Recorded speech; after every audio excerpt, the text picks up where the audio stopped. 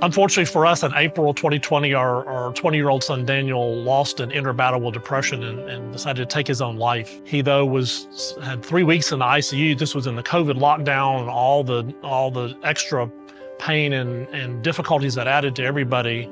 But at the end, we decided that, with consultation with the doctors, that his had no quality of life. He had so much brain damage that he was never coming back to us. And so we wanted him to be an organ donor. We had him evaluated to be an organ donor, but unfortunately the evaluation came back that he could not. And this was part of the confusion of COVID and the different protocols.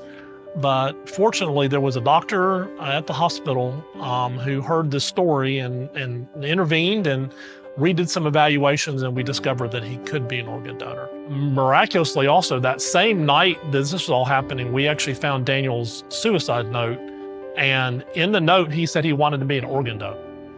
And so the power of all of that kind of happening made me feel in my faith that it was part of God's plan to try to have something good happen in such a horrible, tragic situation. On a bright, clear, beautiful day like this, Daniel became an organ donor to, like I said, his kidneys, his liver, and his heart. We are just so thankful for that.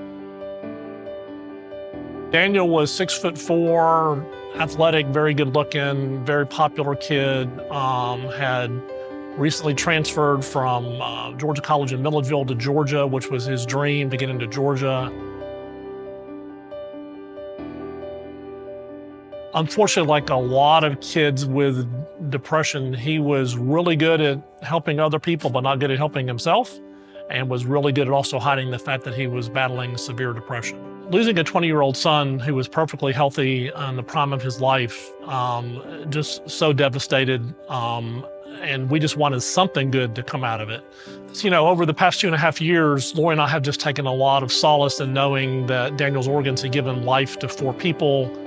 And we knew that one of them was a young woman out of state who received a heart, and we just could mentally imagine her living a fuller life. And, that entire time, we didn't have to meet these people or see these people, because in our minds, we knew through LifeLink that they were healthy and they were doing well, and we knew it was all in God's hands and that something really good had happened for 4 people from our tragedy. And we were fortunate enough actually to be able recently to meet one of the recipients, and his life had completely turned around, and he was so thankful. As he struggled for 1.5 years even to reach out at all, because of all the complex emotions they have about feeling guilty, about getting someone else's tragedy, doing good for them. And it took him a very long time and a lot of prayer and consulting with his family and his pastor before he decided to reach out.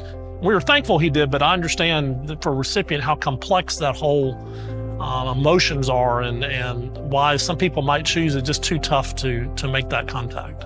Well, losing a child makes you very different. I saw a good quote that it's like having your life shattered into a million pieces and you try to glue it back together kind of close to how you were, but you never will be the same.